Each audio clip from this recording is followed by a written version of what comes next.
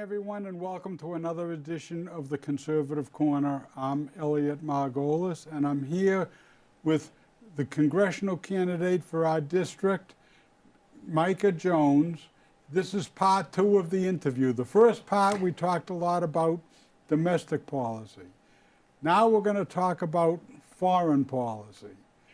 So, you'll see some differences maybe between us, but what you're going to do is you're going to learn how he feels about things and help to make your decision on who you want as your congressman or woman.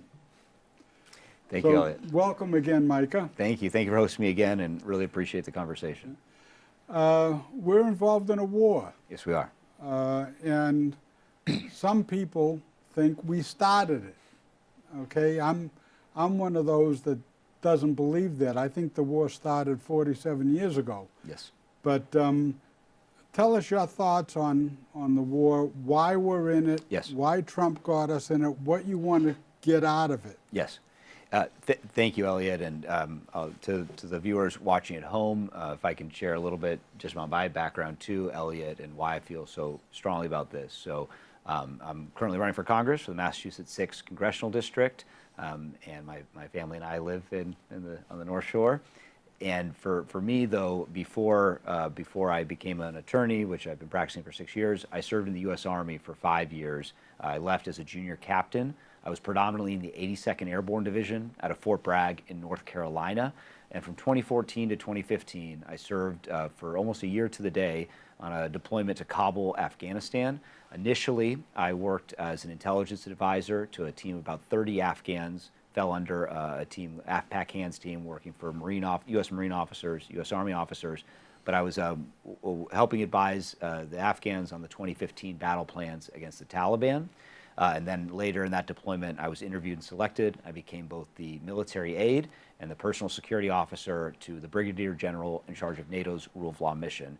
So I got a very privileged tour of the high-level negotiations taking place at the time to directly affect the war effort, and had weekly meetings with the U.S. ambassador to Afghanistan, as well as the four-star commander at the time in Afghanistan. And so from that, I took away a high-level perspective of what it was directly involved in the war effort and how to best affect both the war and then American foreign policy. So that's my experience, and where I feel so strongly about it is that one of the sergeant major who I was working for at the time when I first started my deployment was actually killed by what was likely an Iranian supplied munition.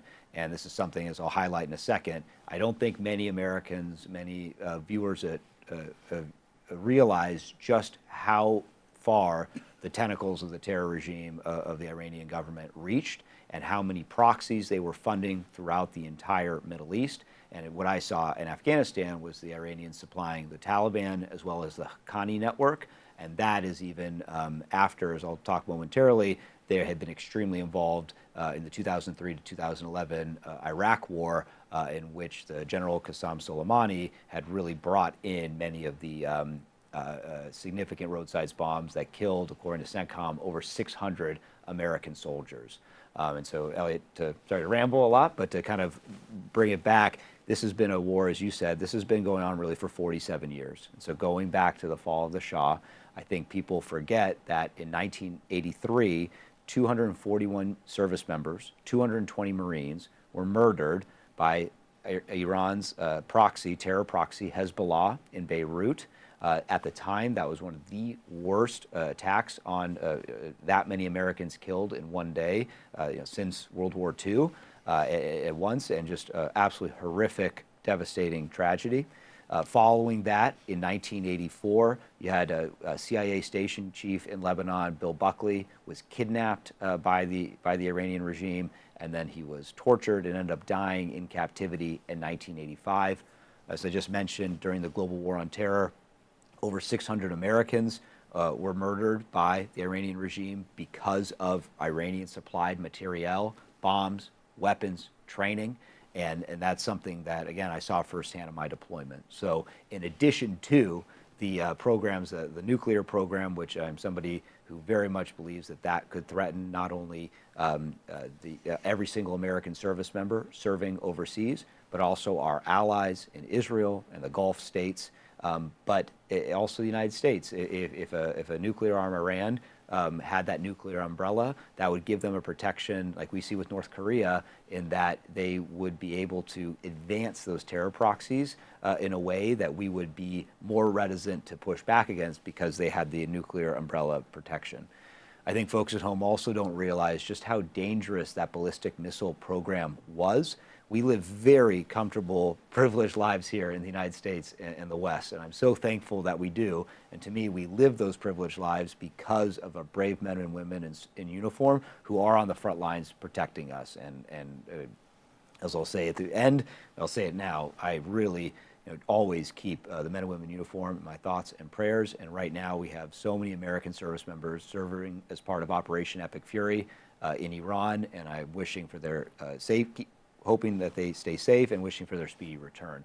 But I think people don't realize that that ballistic missile program, these are massive warheads. And yes, they're not nuclear warheads, but they're massive warheads, and they could strike every single American service member that's stationed in the Middle East. People I don't think realize that we have the Fifth Fleet in Bahrain, we have numerous bases, we have troops in Syria, we have attaches and diplomatic missions as well. And so thousands of Americans would be under the threat of that ballistic missile program, not to mention our allies, which we've sadly seen since with missile strikes on Israel, and then what we've seen since the start of the war with Iran firing indiscriminately at all the neighboring Muslim countries in the area and coming very close to hitting the Burj Khalifa in Dubai. And I'll wrap it up in that this is something that whatever intelligence the administration, President Trump, the administration had, clearly was something that made them realize that this was the opportunity that they needed to take in order to prevent the regime from harming Americans, and that previously they had given this regime significant opportunities to negotiate, to find some sort of off-ramp as following our successful strike on the Fordo nuclear reactor last year in 2025. And clearly the Iranians were not negotiating and not willing to negotiate seriously. And so the administration did what they needed to do to keep Americans safe. And I want to point out to the people that the bombing in the Marine barracks in Lebanon was one of the Marines that passed away was from Beverly. Wow. A friend of mine from Beverly.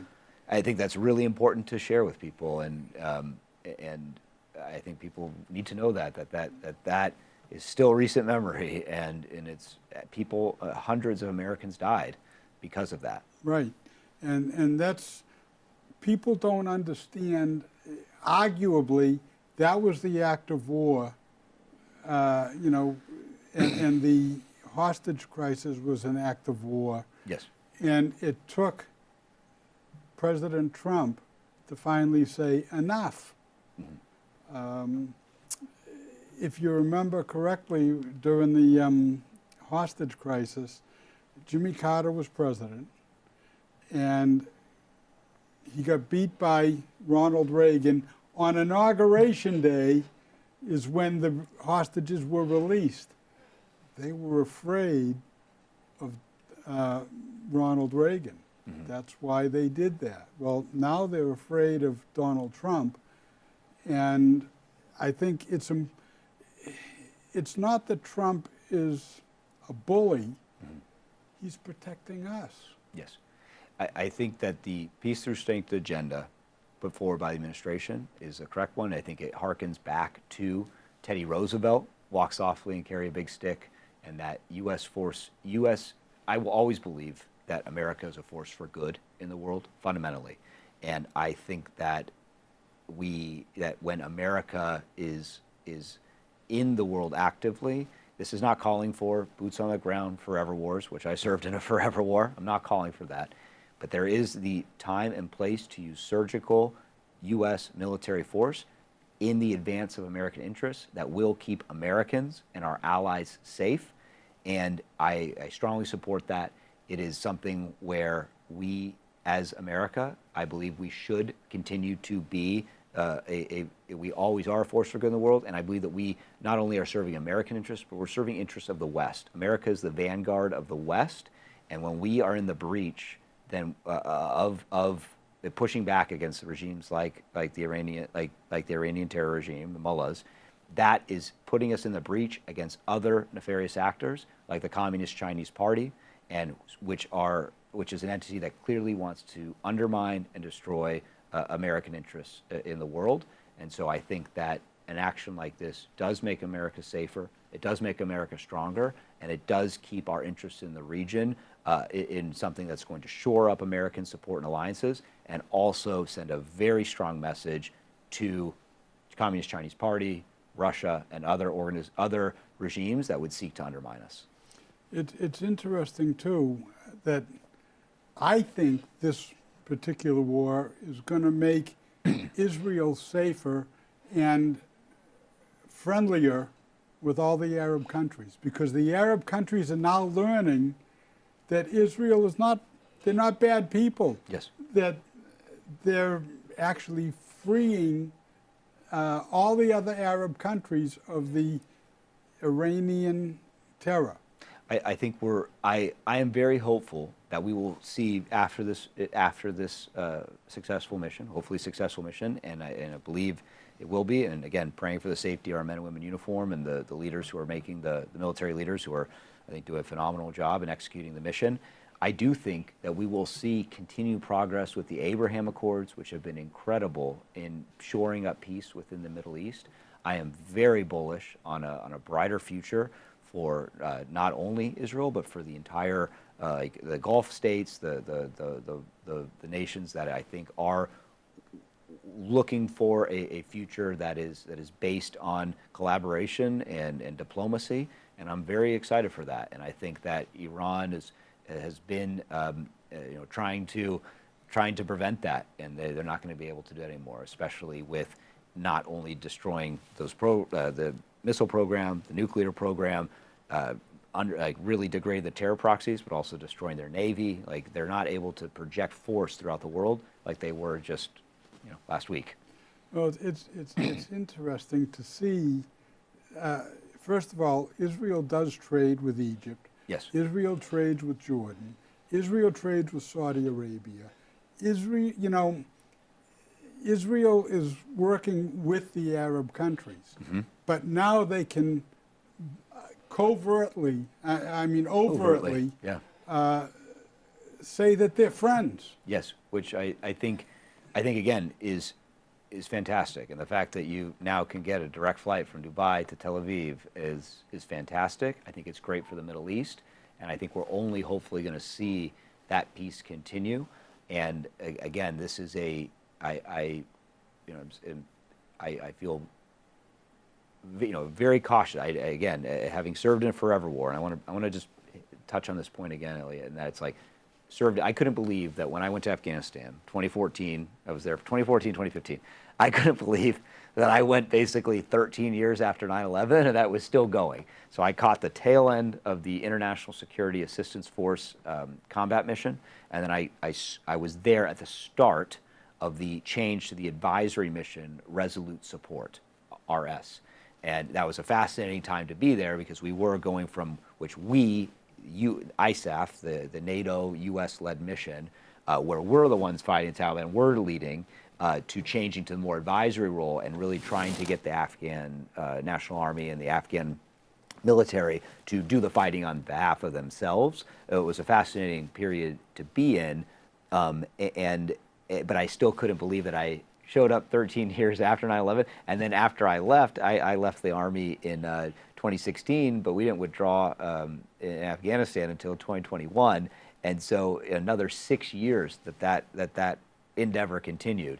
And so I think it's just clear to the viewers. I know in reading in the media, people are very worried, rightfully, that this is going to be another quagmire like Iraq and Afghanistan. I do not think that. I think the leadership in charge right now, I don't think the administration wants that. I think the generals who are serving, General Kane and the other leadership in CENTCOM, they fought through those forever wars. They're not trying to do that here. Again, I think this is a surgical use of American power to advance American interests, and by association, the interests of our allies and collectively the West. And I do want to say that some people say Pete Hegseth, the Secretary of War, is an incompetent boob. I can't imagine how anybody else could have done what he did in Venezuela and what he's doing in the Mideast right now. In terms of competence, taking a soldier and putting a soldier in that position makes so much sense. I just had to get that in. But I got two other subjects that I want to get over. Please. And one is the Mexican cartels. Yeah. Okay?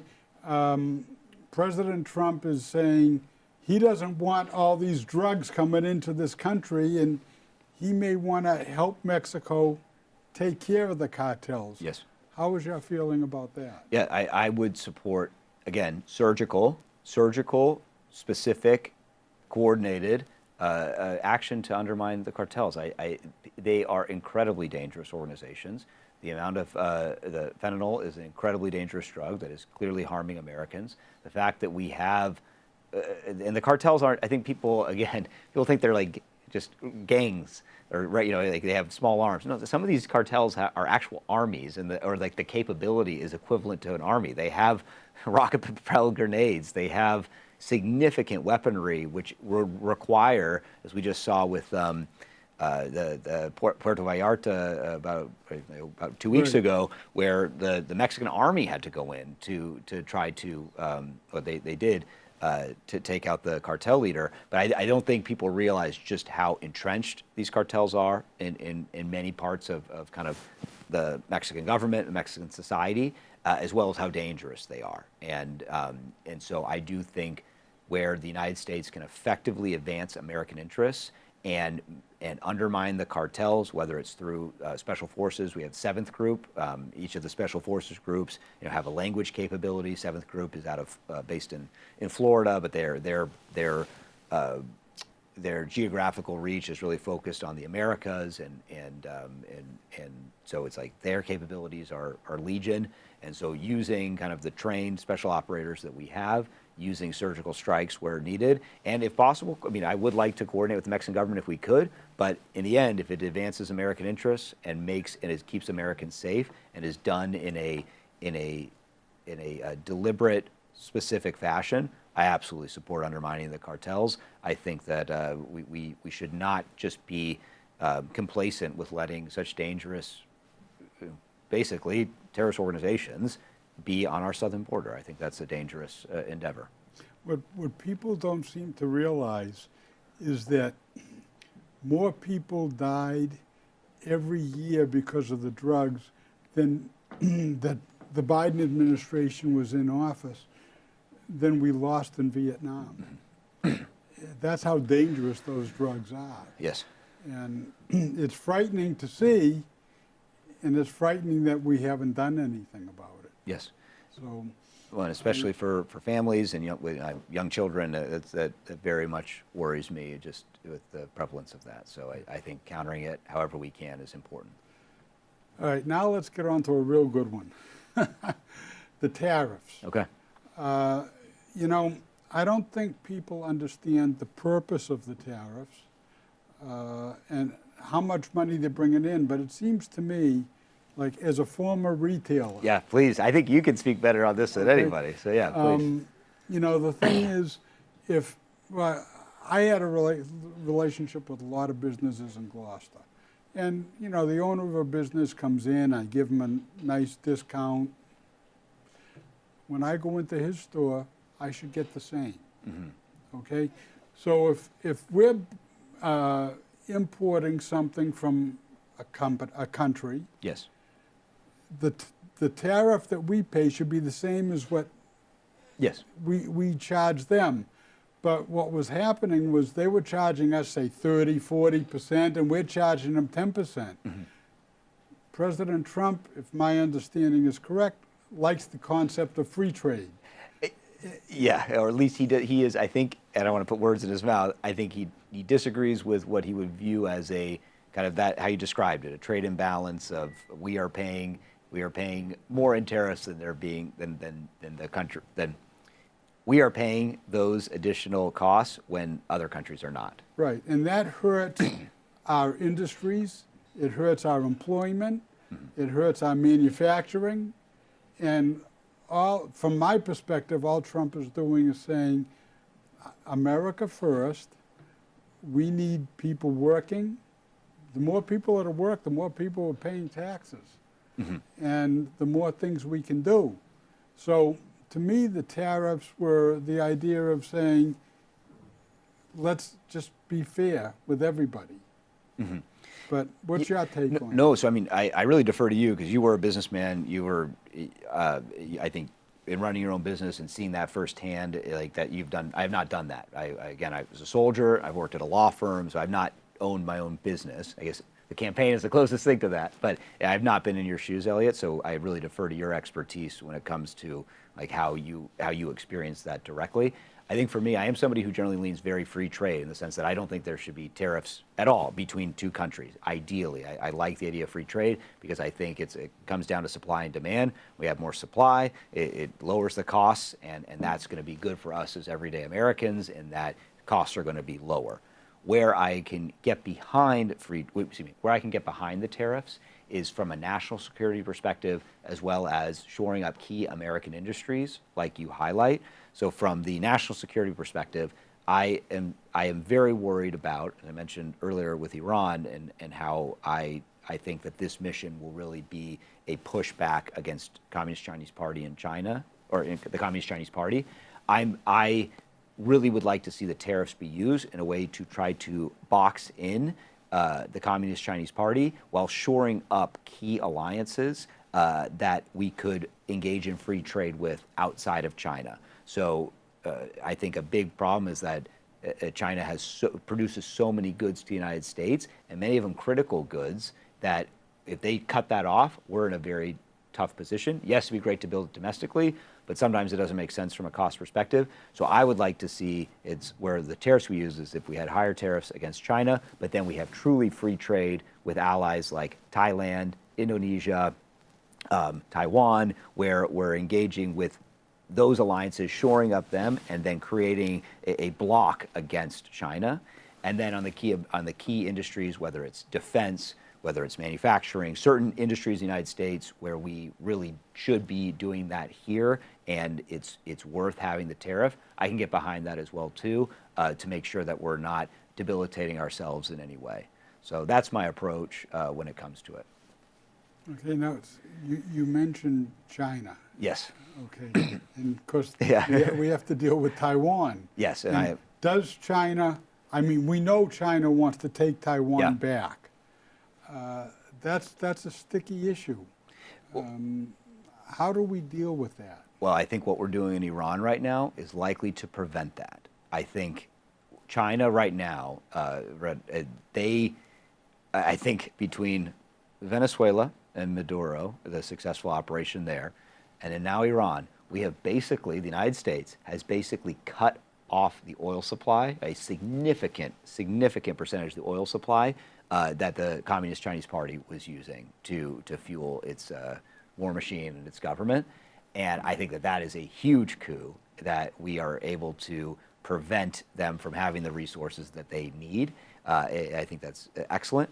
I think also China is seeing just how effective this joint operation is in Iran right now, and the absolutely just successful decapitation strike against Khomeini and his generals, as well as the complete destruction of the Iranian Navy right now. I think China's seeing that and is very much second guessing whether or not they would have the capabilities to take Taiwan, and especially where the Chinese military has not had the experience that our U.S. military has had really since 2001. Most of those people have been warfighters now for their entire career, and that is a level of experience and competence that you can't replicate just in training. And so I think China sees all of that, and bringing this, when the United States brings its joint assets to bear, that is a direct check on them. And so I probably would have answered your question differently if it was a few weeks ago, or it's certainly a different president. But I'm somebody who thinks that we absolutely need to defend our allies. We need to defend those people, those countries with Western interests.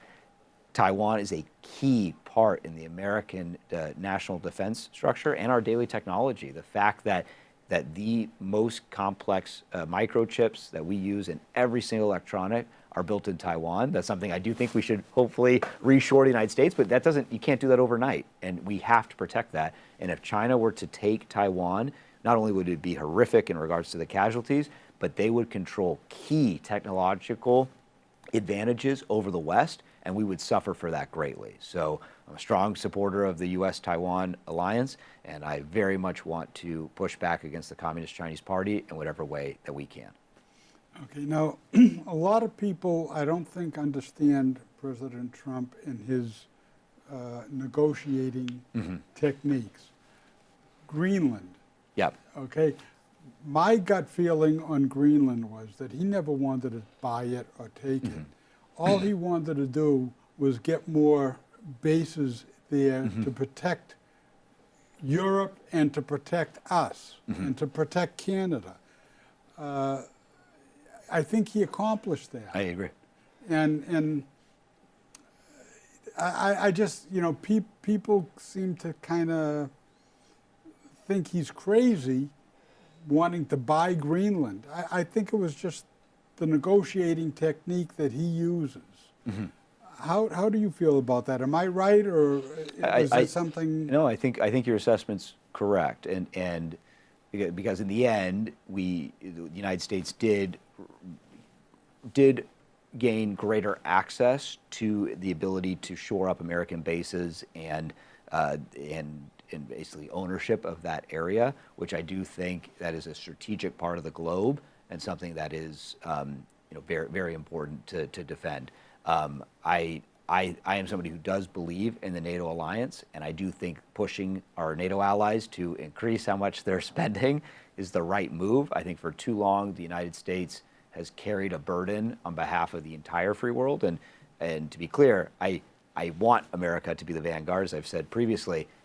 I do think that we should not be giving Western Europe is developed enough to contribute significantly to their defense costs, and I think that those conversations, both with Greenland and other engagement with our NATO allies, has actually shored up that alliance in a way that I think is helpful, even if it was say it mildly, a tough love approach. But I do want to see NATO be successful. I want to see the West be successful. I want to see our alliances be successful, and I want America to continue to lead and continue to be a force for good in the world.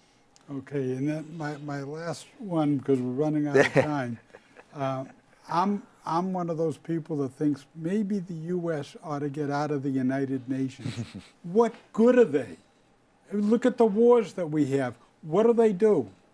Yeah, so I've been extremely disappointed in the UN since basically, since its founding. It has certainly not lived up to its ideals. Where I think that the United States should stay in is that we should always have that seat at the table. We should always push back. We should always be the ones controlling it. And I think it is advantageous for America to always be, sharing our ideals with the rest of the world, even if that institution is extremely flawed. So I know we're running out of time, but I would say that I want that institution to be reformed as a whole.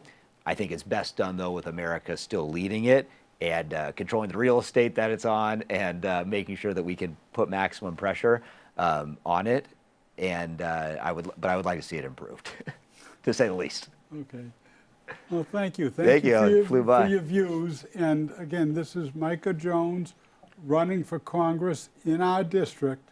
So keep him in mind if you like what he has to say, because our future is at stake. Thanks for watching.